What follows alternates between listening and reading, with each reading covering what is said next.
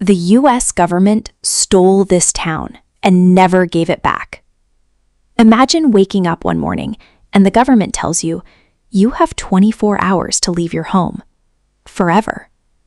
If that sounds like something out of a dystopian novel, stick with me, because this actually happened to an entire American town. And if you're into stories history tried to bury, hit subscribe right now and tap that like button. It genuinely helps us dig deeper. Okay, let's go back to the moment everything was taken. It's the early 1940s. The United States is at war, and somewhere in a quiet valley, or along a remote stretch of coastline, or nestled in the Appalachian Hills, there's a town doing exactly what small American towns do. People go to church on Sunday, kids ride bikes to the general store, farmers work the same land their grandparents broke their backs on. These aren't strangers. These are families with roots going back generations. Some of them can trace their deed back over 100 years. They built the churches, they dug the wells, they buried their dead in the churchyard out back. And then, an envelope arrives, or a knock at the door, or a government official pulls up in a black car and reads from a piece of paper. The message is always the same. This land now belongs to the United States government. You need to leave. Not a request, not a negotiation, a notice. And the deadline? Sometimes weeks, sometimes days, in some cases, hours. This didn't happen once. It happened dozens of times across American history, but a few cases stand out as particularly staggering in their scope and their audacity. Take Fanport, Oregon, or the communities swallowed by the creation of TVA reservoirs in Tennessee, or the Black Township of Seneca Village in New York, bulldozed to build Central Park. But perhaps the most striking examples are the hundreds of families cleared for military bases and weapons testing sites during World War II.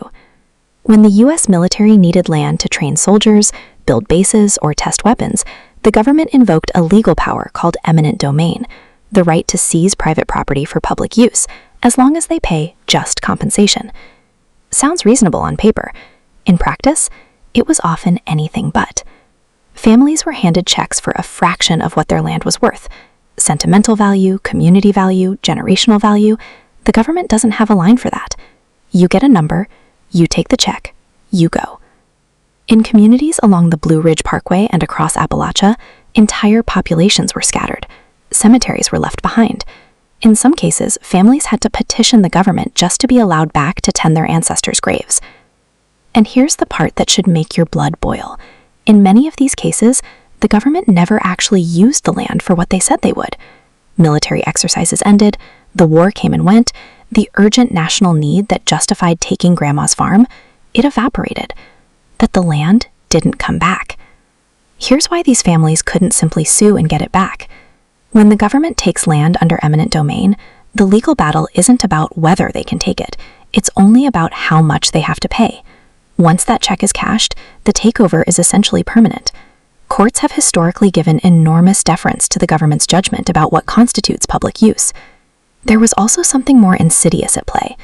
Many of the families displaced in the 1930s and 40s were rural, poor, and had limited access to lawyers. They didn't know how to fight back. Some didn't even fully understand what they were signing.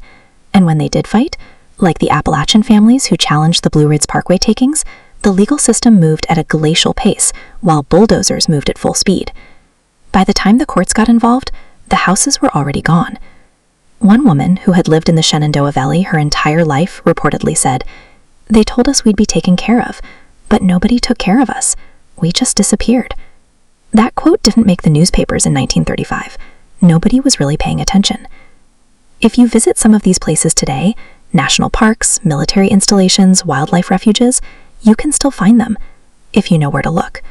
Foundations poking through the undergrowth, daffodils blooming in the middle of the forest, because someone planted them outside a front door that no longer exists. Stone walls that used to border a yard. A flat stretch of ground that was once a road. The land remembers, even when the government pretends it doesn't. Some communities have organized. Descendants of the displaced families hold annual reunions at the parks built on their ancestors' property. They bring photos. They point at trees and say, "That's where the kitchen was. That's where my father proposed to my mother." In a few rare cases, a very few, land has actually been returned. In 2021, the federal government returned a portion of Bruce's Beach in Manhattan Beach, California, to the Bruce family, whose Black-owned resort was seized through eminent domain a century earlier. It was a landmark moment, but it took 97 years, a massive public campaign, and a state legislature act to make it happen. 97 years. The United States was built, in part, by taking from Native nations, taking from Black landowners, taking from rural families who had no political capital and no platform. Most of those towns are gone. Most of those families never got their land back, and most of those stories were never told. Not in schools, not in history books, not anywhere. That's why we tell them here. If this story moved you, share it with someone. Drop a comment below. I want to know, did you have family affected by something like this? And if you're not subscribed yet, now's the time. New history drops every week. I'll see you in the next one.